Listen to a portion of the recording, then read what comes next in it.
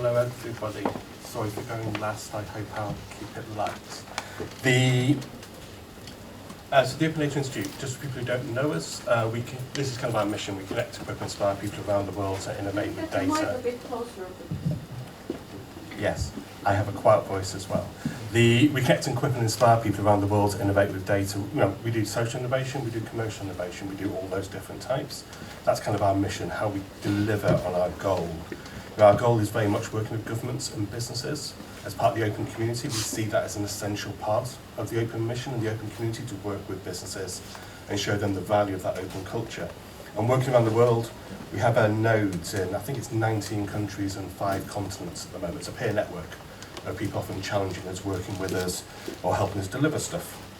And we're not-for-profit, founded 5 years ago, so happy birthday to us. We got a new logo just for our birthday, which made us quite happy. I got a t-shirt as well, but I'm not wearing it today.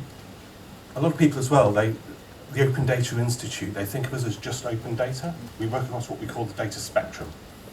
So we say the most important thing about data is who can access it, what license it's available under. Some data is kept closed for privacy, whether that be commercial privacy, individual privacy, it's my contract. With the ODI, some data is made available to anyone under an open license. So you can use it, and there's lots of decisions you can make about where you place data on that spectrum. Making conscious decisions about where to put data is quite an important part of building a good data economy, getting the best out of data. Often we're making conscious decisions, we made them in the past. We've never challenged them, often they need challenging. I wanted to talk about symbiotic relationships. I wrote the title for this talk before I wrote the talk, obviously, and I said I want to talk about symbiosis between my data and our data, and then I thought, how do I say that? And talk about that. So this is a bit of work in progress. I like to think out loud, it's good sometimes. So I Googled what a symbiotic relationship was. I Googled it in Norway, so that's the answer that's given in Norway. You've got a private browser in Norway. It's a special type of relationship, sometimes beneficial, sometimes harmful as well. So you've got to think sometimes these relationships can be harmful. It's like, be open to that, understand that. But obviously it's a bit of a complex one, so I made it a bit simpler. There's a balance that can only be achieved by working together. A lot of the open movement, a lot of the open community, it's about working together. It's about widening the circle of who's involved in a decision, contributing to it or helping make it. So I want to explore that thought. Now, one of the things that came up around this post of MyData and our data is actually a true story from a few months ago about my cat. I do policy, it can be quite dull and boring sometimes, so I try and liven it up using cats. Because it's the internet and the web and there's cats on it. So a while ago one of the things I did in the UK was I put out a list of cats that work for government and turned it into an authoritative list of data. And said, everyone, let's collectively maintain that. Let's work out a list of cats that work for the UK government. And lots of people did, they helped out. I actually learned about some cats that work for the UK government before parts of the UK government and the press did. Because, can you slow down a little bit for the following? I'm sorry. As some of the people who worked in government and looked after the cats decided they wanted to enter data about cats into my register before they told the press. That was great. You know, it's the power of data when people see a collective good. But this is a story about the cat that lives in my house. His name is Bugsy. I legally own the cat. And is his data my data was one of the questions I was thinking. Because I was in the middle of, we were moving house, the cat had decided to move with us to a new house. You know, he's going on a little journey. I wasn't going with him on the journey, he was taking the journey, somebody else was helping him on it. And I was worried the cat might get lost. Now what's going to calm my fears about this cat getting lost on his journey between these 2 different parts of England, about 250 miles apart? I was saying data is going to reduce my worries. I could get data about his journey, but someone else lives in the same house as me, they live at A and Z. They were identified in their data, my wife. So she's looking at it and going, hang on a second, Peter, you're saying that you're going to publish open data about our cat's journey. That means people will know where I live. So your cat, I know, but you can't choose to give away my location or where I live. And then there's a person helping the cat on its journey. There's somebody transporting the cat. Again, if I'm giving away data about the cat on his journey, I legally own the cat, but I'm giving away data about that person. It's my right to make a decision about that person and their personal data. And the cat himself. I mean, did the cat have a choice in this? There are actually people out there, if you look, who will tell you that cats and animals have human rights. There's actually a town in Spain where they've given all cats the same rights as a village. It's declared all cats have the same rights as humans in that village, or cats and dogs. Great, but, so should I have been talking to the cat about its data? So to get the data, I learned by just walking this through and having the conversations with people that get data to calm my nerves about my cat's journey. I need to talk to my wife, the cat transporter, possibly the cat who didn't respond. It wasn't my data, even though I owned the cat, it was our data. There were these different relationships in there. That was one of the things I was playing around with, to say, like, this relationship between my data and our data, is it that simple? No, it's quite complex, like most data. It's about relationships. Another example that's making me think about my data and our data is a thing called open banking, which is happening in the UK. It's actually a case where government felt the retail banking market in the UK wasn't working for banking customers. The banks weren't working hard enough for customers. Lots of people were getting a bad deal. With banks, there weren't lots of very good services. I wanted to do online banking, it was terrible with most of the banks. Some of the prices I was being charged weren't very good. So we were looking at that with the banks and with government. And one of the answers that came out was data could help change the situation. We could use data and we could unleash a bit of fintech power, as they'd say, some of these people, to try and unleash and open up that sector and give it more competition. So government actually regulated last year by the Competition and Markets Authority. They forced the banks that you have to publish open data about your products, about where your bank branches are. So this was a case of government regulating to push data into the commons from those retail banks. So they publish data about products and branches, and also personal data APIs, so that people could then control their data and say, I want to take my data from this bank to another bank, or I want to combine data from two banks and give that to somebody else. I'll be talking a bit more about that one later on.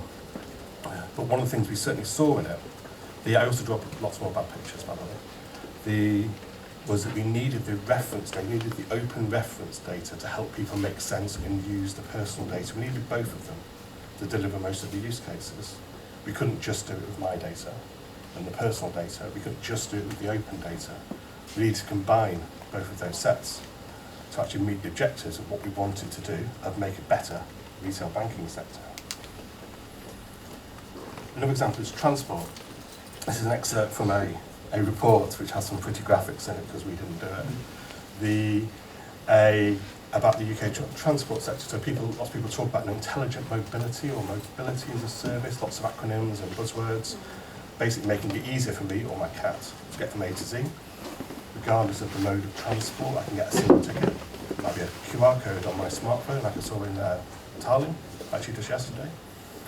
And you can do that through mobile phones, IoT. You need all these different data sources combining to deliver those kind of services. You need to combine both the open data, the personal data, the shared data, the commercial data, all of these different types of data to deliver these better services that people, when you ask them, people say, I want that service, I need it. It's going to do good things for me, make my life better, create economic growth, kind of a win-win with some of the audiences we speak to. I looked at Waze, they came up earlier as well. Waze uses our data to help us make decisions. If anyone uses Waze here, then if anyone does, but you can just open it up on your smartphone, you stick it in your car, it will tell you which ways to go to get to your destination. It's talking, everybody who has that smartphone application open is contributing some data back into Waze to say this is an area that's busy, this is an area that's not busy, this is a route that has speed cameras. And I should be careful with my speeding. I wouldn't speed, but some people choose to when there's no camera there. But it's not an open data, it's very much shared data ways, but we're contributing data into that. It's a good service. Lots of people use it and like it and enjoy it. They get value from it. Bus timetables was what I looked at. So we talk about bus timetables as open data. I can also think of a bus timetable as aggregated personal data. The buses go where the buses go because we're there. So the bus companies have learnt where to route buses, where to have stops, because of the journeys that people take. It's aggregated personal data. That's lots of my data contributed in this framing, lots of my data added together to form something we then publish as open data. And that's really beneficial for the public good. It'd be tough if bus timetables were based on only the people who chose to contribute their data. Might make buses quite interesting where they stop or where they don't. And my health data. I was wandering around the stalls yesterday at the event over in Tallinn, and I was talking to lots of people there, because I've seen several things about my health data. The common use case I hear about my data, I can be in control of my health records. And I saw this picture from Digital Health Revolution in Finland. You can't quite see it on the resolution, sorry, but they're saying I could be in control of my life. I'm empowered to look after my health because I've got control of my data and I can deal with these other services. But I'm in control because I've got the power.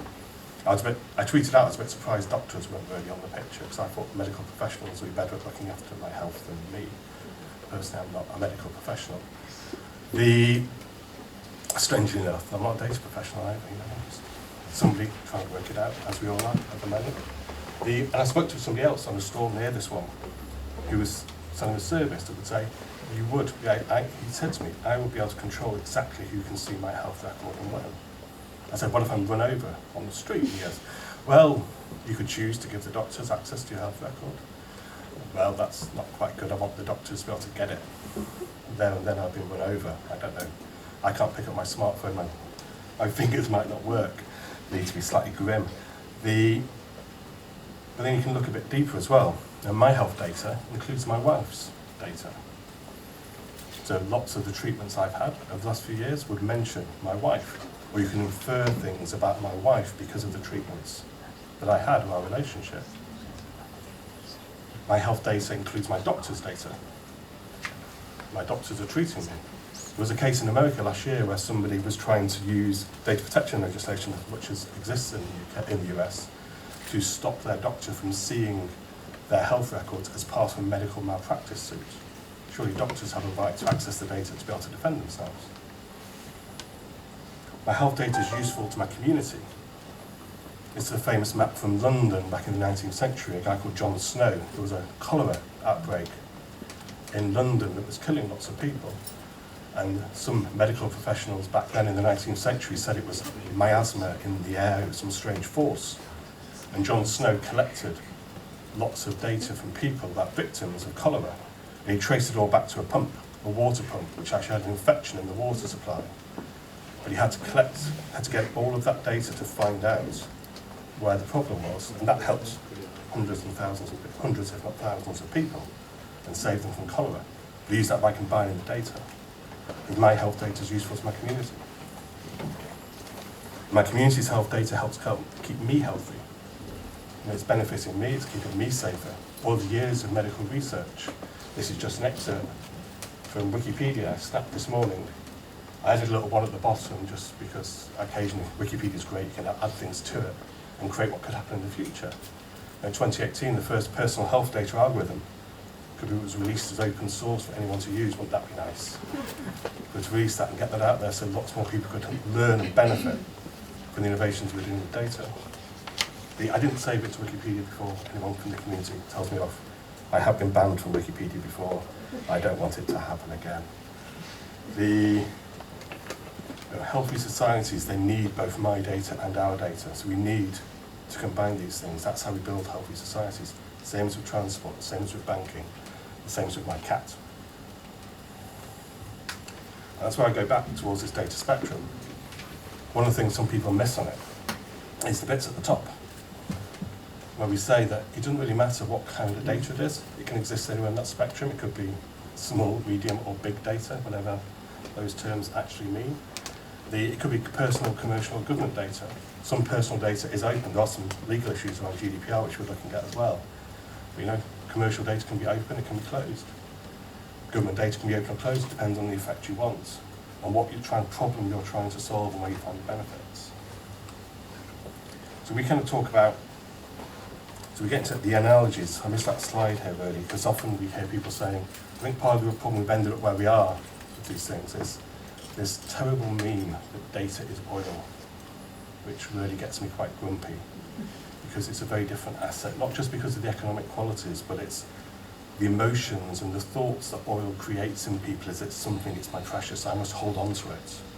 It's something I must hoard. Whereas actually we say data is a lot more like roads. roads help us navigate to a location, data helps us make a decision. You know, we've learned how to, as societies, we've learned how to build roads and look after road infrastructure. As societies, we have to learn how to build data and build data infrastructure. It's going to take us a while, it'll take us decades. It won't happen overnight. Because we think about maybe the goal we should be heading towards is turning data into infrastructure, making it so the quality of infrastructure is something we all need and rely on, but we can get to it when we need it. Whereas in the quality is boring. Infrastructure is fundamentally boring because it works. We don't complain about it that much. We complain about it a bit, but not all the time. That's kind of the qualities we need to be looking for over the long term. When we talk about unlocking innovation, giving people, the thing about people, you know, people have multiple roles. Often we forget, we think about people just as an individual actor, where people can be consumers or customers, they can be creators, whether you're building a business or just building an app for themselves or building a list of government cats like I do. And they can be citizens, holding their government to account or working with their societies. We're giving them more control over data. It seems to help us head towards a better future by doing that, but we need that open as possible so we can get to the data. But when I look at sentences like this, again, I work in policy, often I am trying to be a little bit reductionist. I'm trying to be a little bit reductionist sometimes, because I need to get things over in quite short sentences over to as many people as possible. That's part of my job, is communicating without losing too much utility in that communication. It's almost like anonymisation, but probably harder. And I think about why we're not there, because you know, when I think about roads, most data, data is most used from power connected to other data. This is a map of Helsinki, and that's why the Helsinki roads are useful. That works whether it's at local levels, like at the city, with things like Decode, or work happening in London, or in Manchester, or in Birmingham, or in Boston. But it's also at an international level, because we need to be able to combine these data sets across, we need to be able to learn things and have interoperability. Some problems we solve internationally, like climate change. Some problems we solve locally. But one of the things I suppose, when I've been talking to people around this conference, around the edges, is the kind of feeling I get, there's some of the issues I'm seeing are partly about commercial, there's partly a commercial drive around MyData. But there's also a concern around trust, and this loss of trust in the big data monopolies or in governments, because of what they're doing to us. So we talk about all these gaps for trust, how do we build trust? And ethics is certainly one of them. There's a session going alongside this. But that ethics is one of those big gaps. This is a tool we're building at the moment, because lots of people came to us and said, can you give us a data ethics framework? And we said no, because we don't know what's right for your society or context. It's not that easy.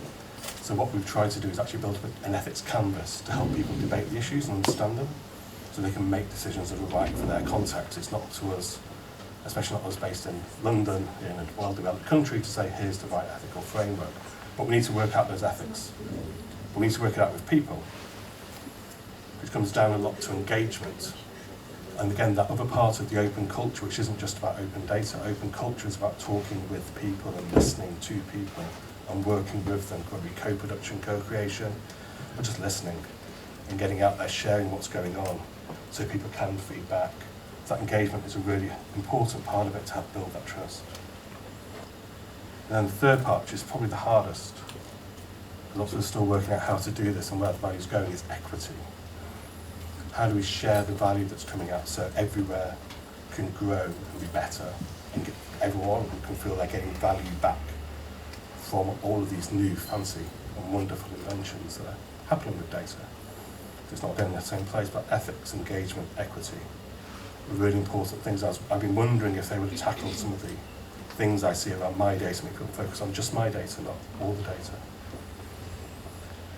So it's been making me think that I need to start talking more about trust in our short things. So it's not about being as open as possible. For me, open includes trust. For other people, it doesn't do.